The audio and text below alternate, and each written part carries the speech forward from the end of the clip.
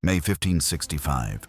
The greatest empire on earth unleashed 40,000 of its finest warriors, 80 siege cannons, and 2 monstrous basilisk guns firing 160-pound stone balls. Their target? A speck of rock in the Mediterranean, defended by just 500 knights. 2 weeks, they boasted. But 4 months later, the ground ran red with blood, boiling oil, and liquefied human fat. Their own dead became sandbags. And the knights? They were firing human heads from their cannons. This wasn't a siege. It was a descent into an abyss of unhinged, unimaginable savagery. A place where every rule of war died screaming. You won't believe how 500 knights and 6,000 Maltese civilians dragged the unstoppable Ottoman Empire into a hell so brutal, survivors refused to speak of it. Learn how human heads became ammunition, how sewers became weapons, and why Turkish engineers feared how they'd die more than death itself. This is the Siege of Malta. And medieval warfare was about to reach its absolute terrifying peak. Picture this: 1565. The Mediterranean was a Turkish lake. Sultan Suleiman the Magnificent, a name that echoed terror across Europe, had forged an empire that swallowed Hungary, clawed at Vienna's gates, and dominated North Africa. His navy, 200 ships strong, ruled the waves. But one tiny, infuriating thorn pricked his mighty heel. Malta, a desolate rock, home to an anachronism, the Knights Hospitaller or Knights of St. John. These weren't just crusader relics. They were holy pirates, relentless raiders who terrorized Muslim shipping for centuries. Their grandmaster, Jean de Valette, 71 years old, a French nobleman whose very name was a curse whispered by Ottoman mothers. He'd survived a year as a galley slave, learned Arabic and Turkish, and personally sent so many Ottoman sailors to their graves. He was a living legend of terror.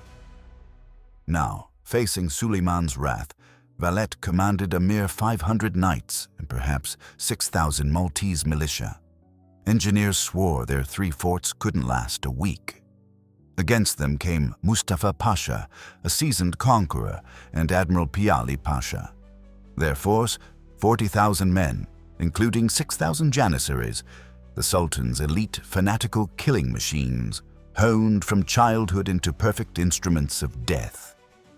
And with them, Dragut, the Mediterranean's greatest corsair, a ghost of the sea who knew every secret weakness of Malta's defenses from decades of raiding. This was not a fair fight. This was an execution. May 18th, 1565. The Ottoman juggernaut landed, confident, unstoppable. Malta, a barren rock devoid of water or food, seemed a trivial prize. The knights had 3 forts, St. Elmo guarding the harbor, and the main defenses of Birgu and Senglea. St. Elmo was a flimsy outpost, expected to fall in 3 days. Instead, it became a month-long crucible of hell, setting the tone for the entire siege. The Turks unleashed 80 siege cannons, including the monstrous Basilisk and Destroyer of Christians, bronze beasts that rained down 7,160-pound stone balls daily.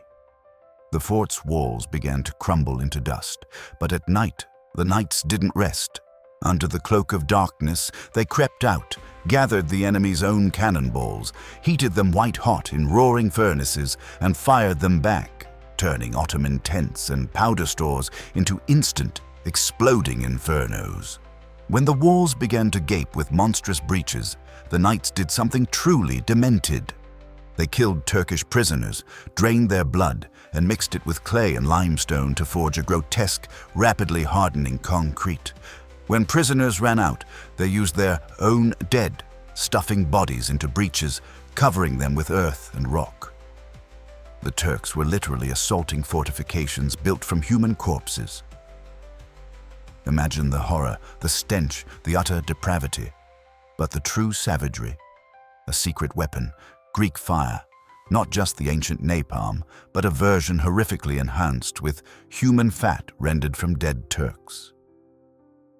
This hellish concoction clung to skin, burning with an unquenchable fury that water only spread, turning men into screaming, fire-spreading torches as they ran back to their lines. June 3rd, the Janissaries, the Sultan's elite, launched their first major assault at dawn, expecting weakened, demoralized defenders. What they found was not defense, but an art form of cruelty. Fire hoops, wooden wheels soaked in oil and pitch, set ablaze and rolled down into packed Ottoman ranks. Primitive trumpets of fire spewed jets of burning oil 30 feet. Clay pots of quicklime exploded, blinding anyone caught in the suffocating cloud. Yet the knights themselves were the deadliest weapon. Fanatics, they believed death in battle against Muslims guaranteed paradise. When Turks breached the walls, knights would lock them in desperate, armored bear hugs, then leap from the fortifications, their combined weight dragging both to a bone-shattering death on the rocks below. Their savagery shocked even the hardened Janissaries. As St. Elmo's walls became an unrecognizable ruin, the knights escalated their horrors. Hollow cannonballs filled with wild, screeching cats were lobbed into Turkish trenches. Imagine digging for your life in the suffocating dirt, then a cannonball explodes next to you, unleashing a furious, clawing, insane nightmare.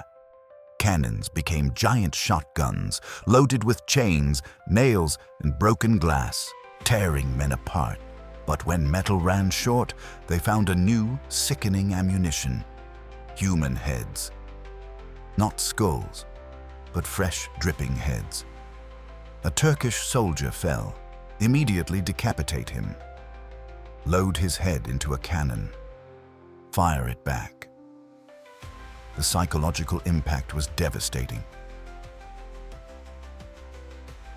Ottoman troops watched in horror as the faces of men they'd just shared breakfast with flew towards them, sometimes fitted with crude fuses, exploding into grotesque bloody mist among their comrades. Then, a twist of fate. Dregut, the legendary pirate, arrived to take command, a tactical genius the Ottomans desperately needed. As he surveyed the devastation, a cannonball ricocheted, sending stone splinters tearing through his skull. The Mediterranean's greatest corsair bled out over 4 agonizing days, his brains seeping onto the scorched earth.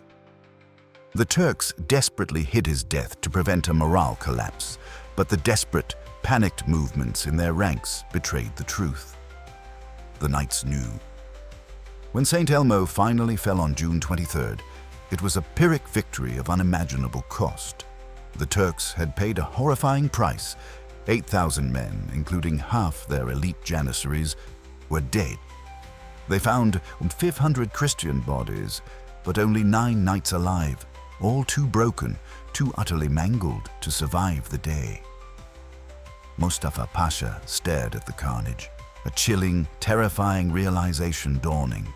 If this tiny, 3-day fort cost so much blood, what fresh hell awaited at the main defenses of Birgu and Senglea? Mustafa Pasha made his gravest mistake. To break the knight's spirit, he ordered the beheading of St. Elmo's defenders, their hearts torn out, their bodies crucified on crosses and floated across the harbor. He expected terror. Valette delivered something far worse.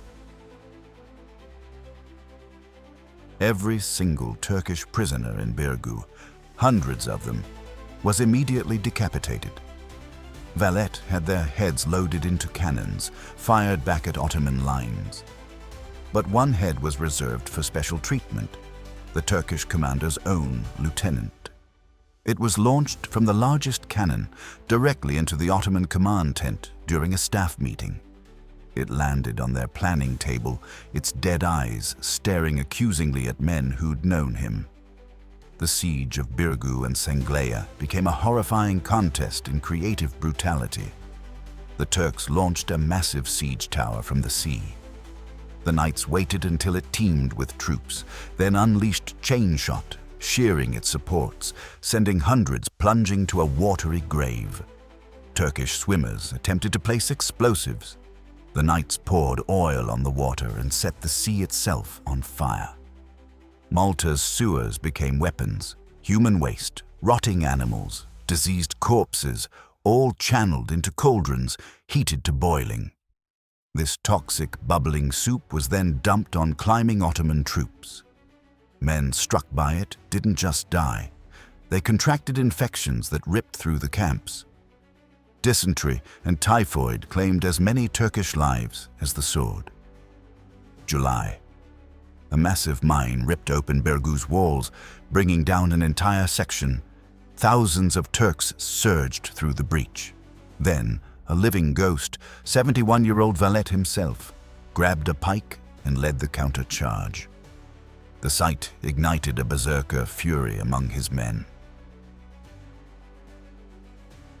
Knights fought with multiple arrows, skewering them, holding their own intestines in with one hand while swinging swords with the other. The breaches became tunnels of corpses, the dead piled so high that combat happened atop mountains of flesh. There was the infamous Post of Death, where knights chained themselves to the walls, choosing certain, brutal demise over retreat.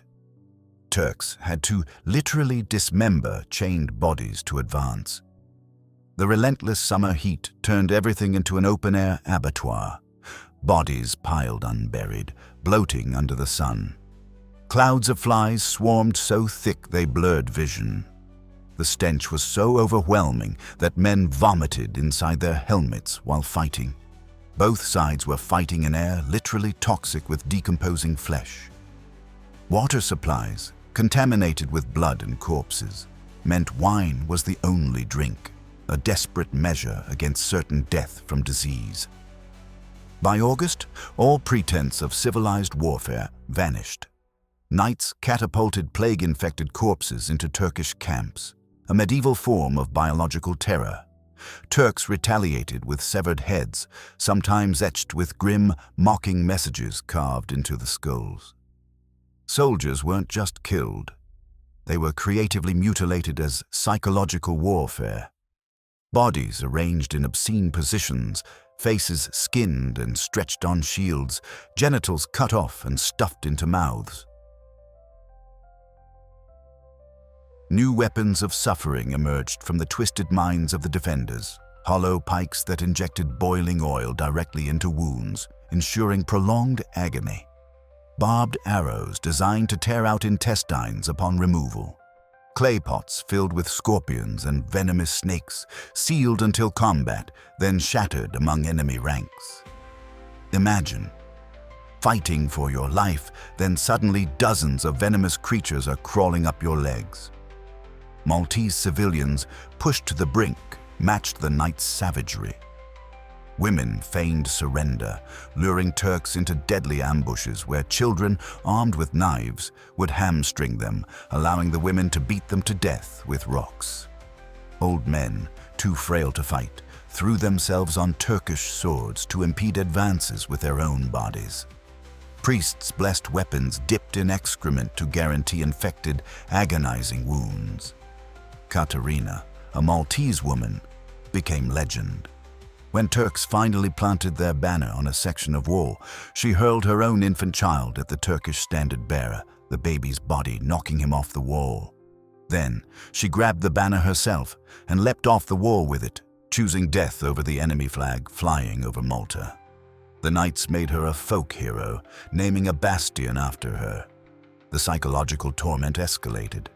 Turks tortured captured knights just within sight of the walls, slowly dismembering them over hours.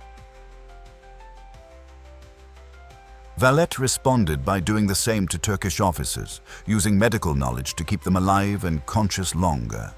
Both sides competed to make death as prolonged and excruciating as possible. Water, the essence of life, became a weapon of death. Malta had no natural springs, only cisterns. The knights poisoned wells in areas Turks might capture with decomposing bodies and human waste. Turks who drank it died of dysentery, so violent they literally defecated themselves to death. The Turks retaliated by catapulting dead animals into Christian water supplies. Biological warfare unleashed on an unprecedented scale. The knights, knowing every Ottoman assault pattern, prepared specific horrors for each. For scaling ladders, they waited until the ladder was full, then poured boiling oil mixed with quicklime down it.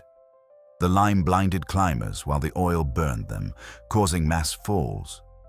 For siege towers, they prepared fire pots, ceramic jars filled with Greek fire that would shatter on impact, covering entire structures in unquenchable, terrifying flames.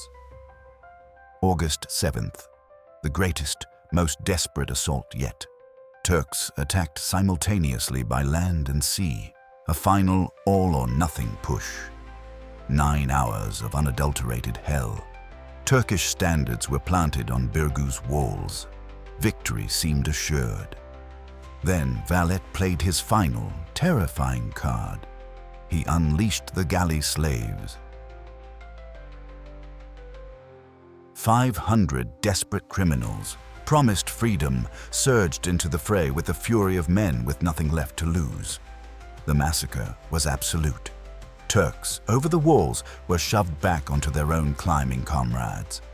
Men plummeted into the moats, literal pools of blood, oil, and liquefied human remains.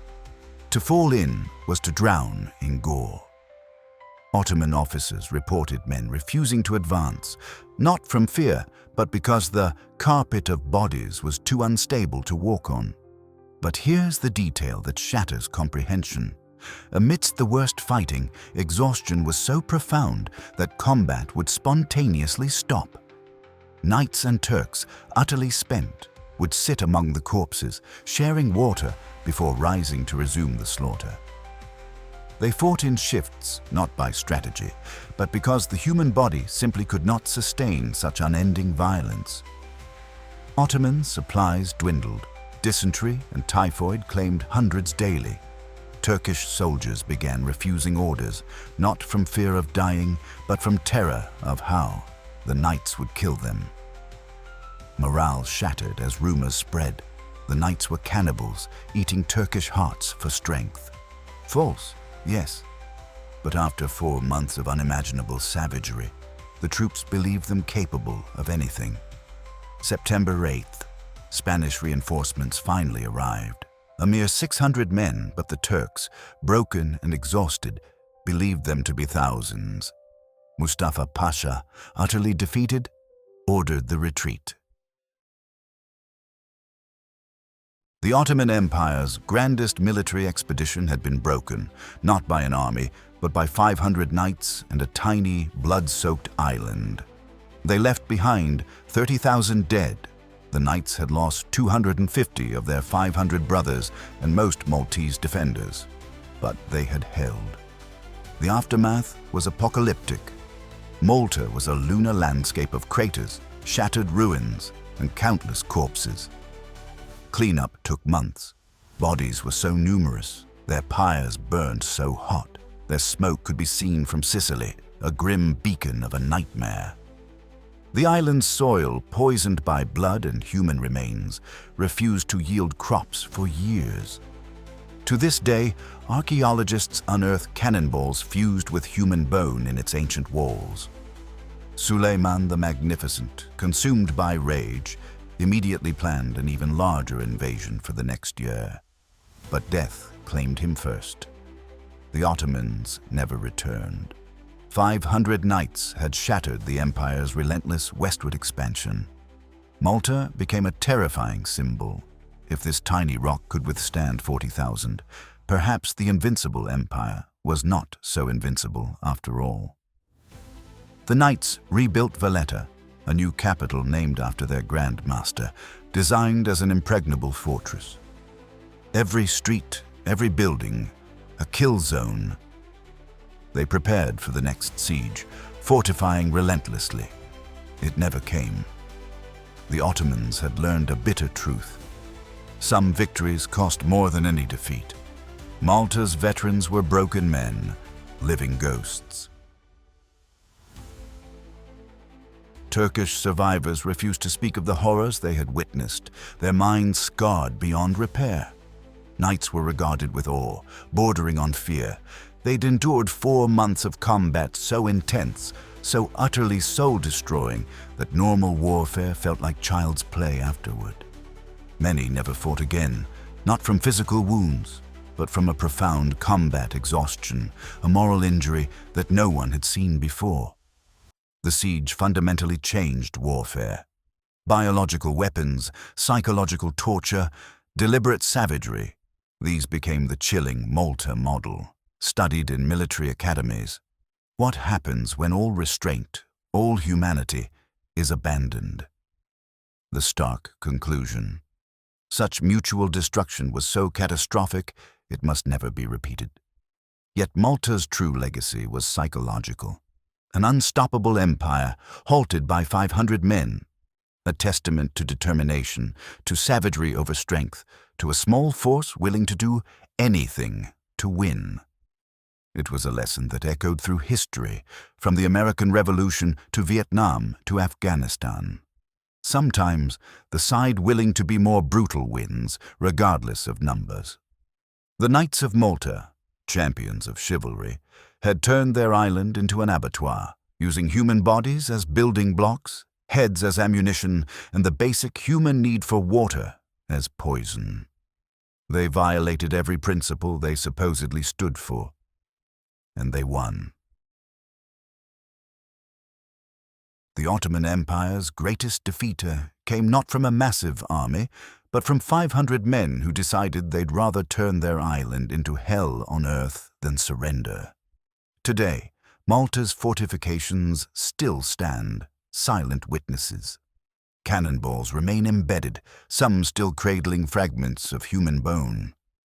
The island is a stark, grim monument to what happens when warfare abandons all limits. The Siege of Malta wasn't just a military victory. It was proof that humanity is capable of violence so extreme, so calculatedly savage, that contemplating it 450 years later feels like staring into an abyss. It defended Christianity through methods that would have horrified Christ himself. The medical aftermath uncovered unimaginable horror. Physicians examining survivors found knights who'd fought for weeks with untreated, broken bones that had fused incorrectly, creating grotesque, permanent deformities. Men carried sword fragments embedded in their bodies that their flesh had grown around, turning them into living repositories of shrapnel. The knights' habit of fighting while severely wounded led to infections that created new, terrifying diseases. One knight was found to have been fighting with gangrene so advanced his leg was literally rotting off. He tied it to his body with rope and continued fighting for 3 more days. Turkish doctors reported similar cases, including janissaries who'd gone blind from quicklime but continued fighting by sound alone, swinging at anything that spoke Maltese. The sheer level of pain these men endured and ignored broke all medical understanding of human limits.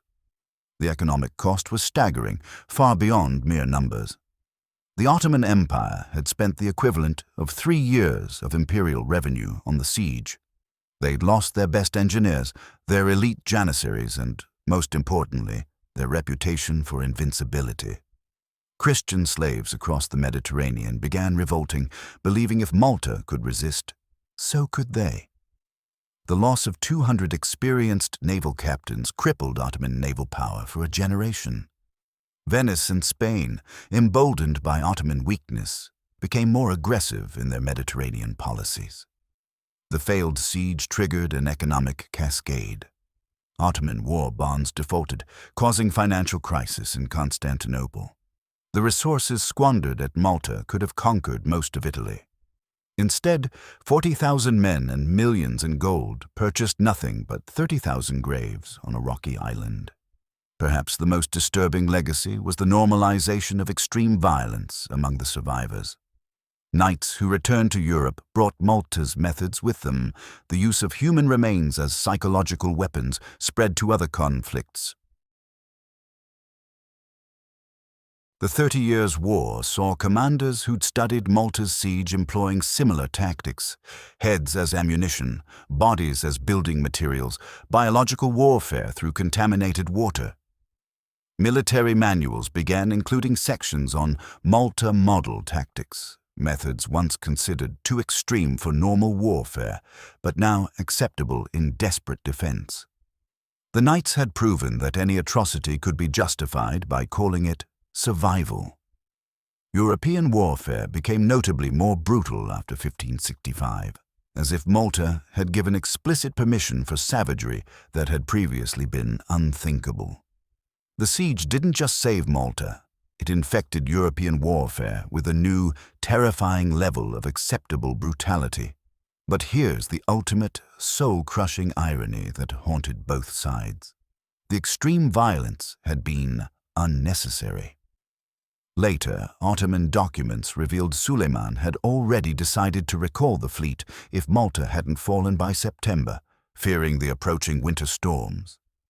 The Knights' final, desperate defenses, the last savage month of fighting, the thousands of deaths in August alone, all of it happened when the Ottomans were already planning to leave. Similarly, Spanish reinforcements had been ready for months, but delayed by bureaucracy, not distance. If they'd arrived in July, thousands of lives would have been saved. Both sides had essentially tortured each other for an extra month for no strategic reason, just the unstoppable momentum of violence that neither could halt. The siege had developed its own monstrous logic, where stopping seemed more impossible than continuing the slaughter. Malta proved that wars can become so savage they continue past any rational purpose, fed only by the previous atrocities demanding revenge. The most horrific month of one of history's most brutal sieges had been completely pointless. A mutual massacre that achieved nothing except proving humans could sustain inhuman violence far past any strategic necessity.